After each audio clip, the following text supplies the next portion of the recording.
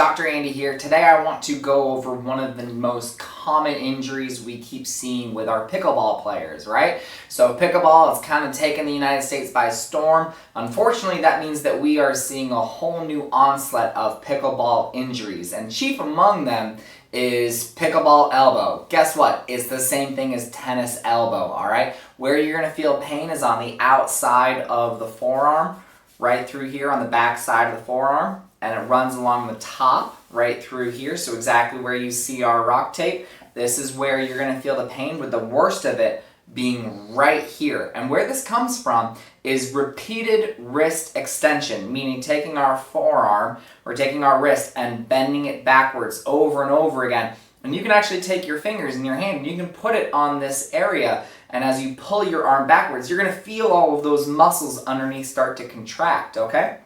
So it is a repetitive stress injury, meaning if you do it over and over and over again, you develop wear and tear into this lateral side or the outside of our elbow, and we develop, unfortunately, a tendon injury. And that's what tennis elbow is. That is what pickleball elbow is. It is a tendon injury from repeated wrist extension, okay?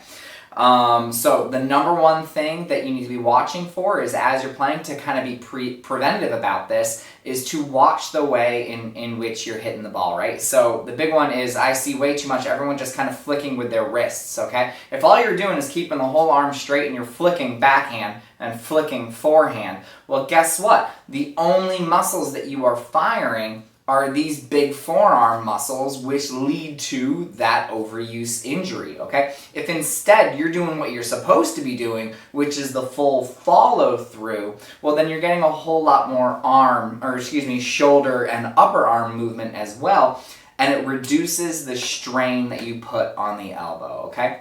So the big one to prevent this, I want you to make sure that you're hitting and striking the ball correctly. Big movements, not just tiny little flicks with the wrist, okay? But if you're developing some pain on the outside of the elbow, I do want you to try our most common stretch that we teach in the office. Is also what we teach for tennis elbow, and that is you lock your arm out straight, so make sure there's no bend in the elbow. And if it's too tight on the top and it's coming from extension, what we want to do is we want to go the other way with the stretch. We want to pull it back this way, all right? So palm down, elbow nice locked out straight.